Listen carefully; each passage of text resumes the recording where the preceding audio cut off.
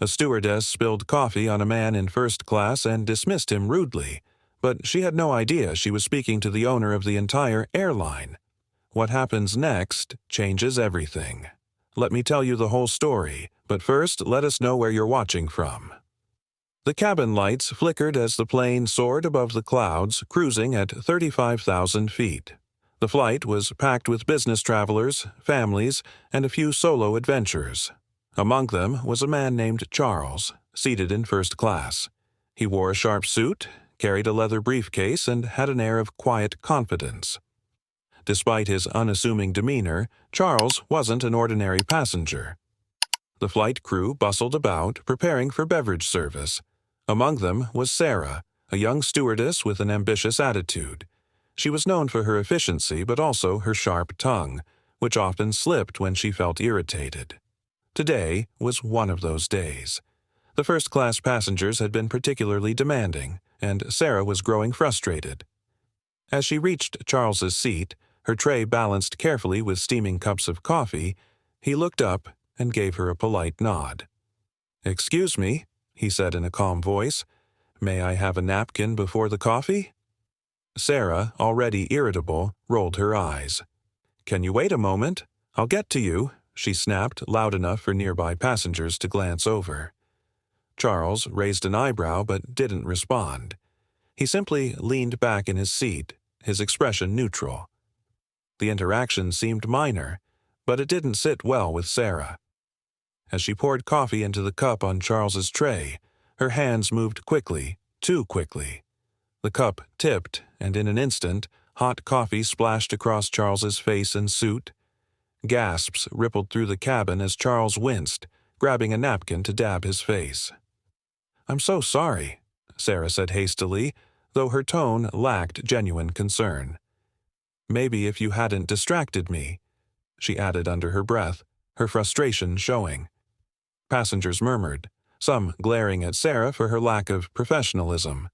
But Charles remained composed, even as he continued to wipe the scalding liquid off his face.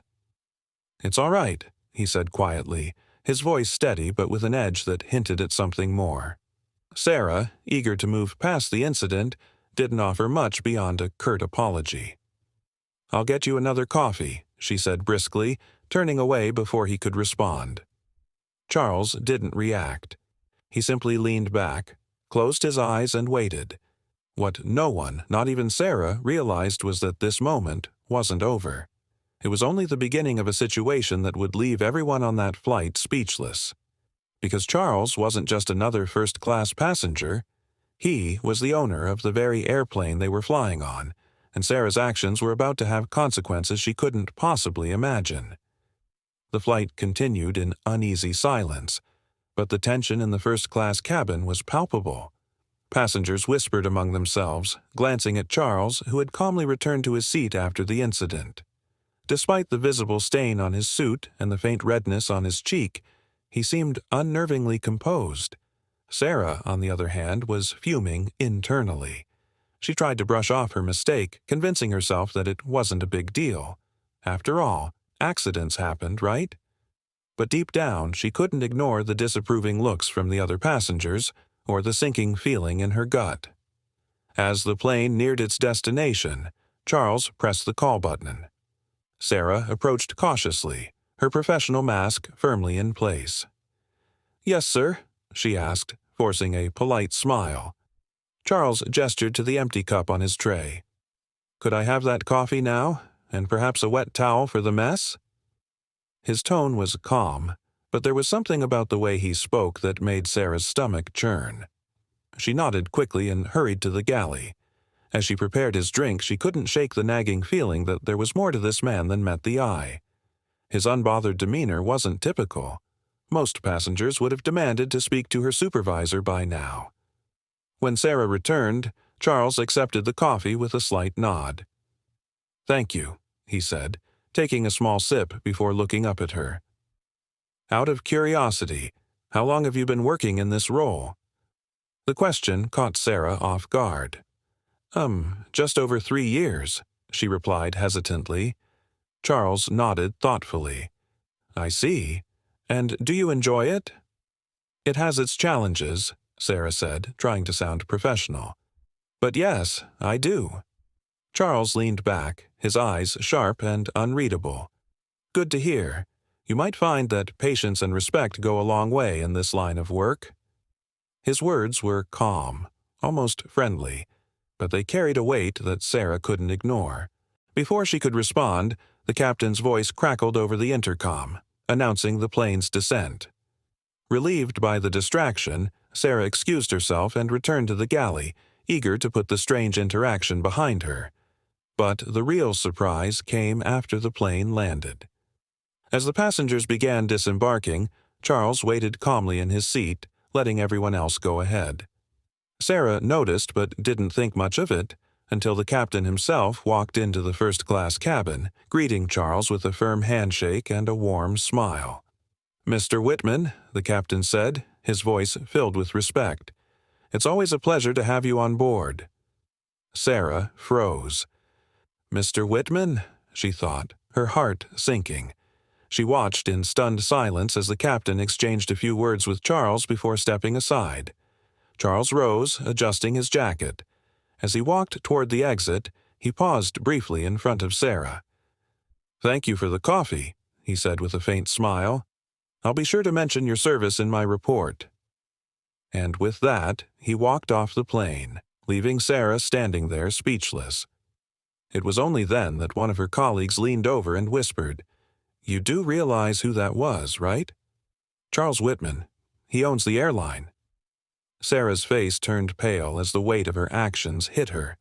She had spilled coffee on, and been dismissive toward, the very man who owned the plane she was working on.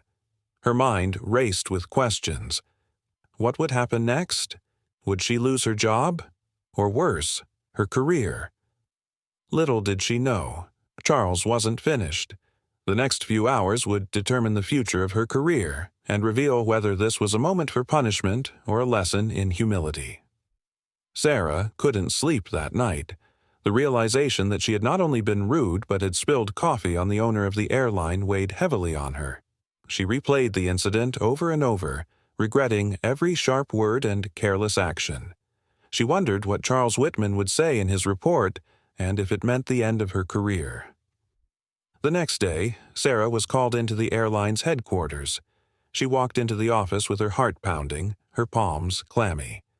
Sitting at the head of the table was Charles Whitman himself, flanked by a few senior executives. His calm demeanor from the plane hadn't changed, but his presence in this setting felt far more commanding. "Miss Evans, please have a seat," Charles said, gesturing toward the chair across from him. Sarah swallowed hard and sat down, trying to steady her nerves. "I assume you know why you're here," Charles began, his tone even. "Yesterday's incident left an impression on me, and I felt it was necessary to address it." Sarah nodded quickly. "I want to apologize, Mr. Whitman. I was unprofessional, and I made a terrible mistake. I take full responsibility, and I'm truly sorry." Charles raised a hand to stop her. "Your apology is noted, but this isn't just about the coffee. Let me ask you something, Miss Evans. Do you enjoy working for this airline?" "Yes, sir," she said without hesitation. "I love my job, and I've always tried to give my best." Charles leaned forward slightly, his gaze steady. "Do you think your behavior yesterday reflected your best?" Sarah's face flushed with embarrassment. "No, sir, it didn't. I let my frustration get the better of me, and I was wrong to take it out on you or any passenger." Charles nodded, seeming satisfied with her honesty. "We all have bad days, Miss Evans, but in this line of work, you're not just representing yourself. You're representing this airline, its values, and the experience of every passenger who steps onto our planes." Sarah nodded, her throat tightening. She braced herself for what she was certain would be her dismissal. But then Charles did something unexpected. He smiled. "I'm not here to fire you," he said, leaning back in his chair. "You made a mistake, yes, but you've also shown accountability, which is more than most people would. What I'm interested in is whether you're willing to learn from this." Sarah blinked in surprise. "Of course, sir. I'll do whatever it takes to improve." "Good," Charles said, "because I believe in second chances. Starting next week, you'll be attending a leadership and customer service training program. It's designed to help employees like you handle high-pressure situations with professionalism and grace." Sarah's eyes widened. "Thank you, sir. I won't let you down." Charles stood, signaling the end of the meeting. "I'll hold you to that, Miss Evans. Remember, how you treat people, no matter who they are, matters. It's a lesson worth carrying both in this job and in life." As Sarah left the office, relief washed over her. She hadn't just avoided losing her job, she had been given an opportunity to grow. Charles Whitman's unexpected kindness left her with a new perspective, one she would carry with her long after she returned to the skies.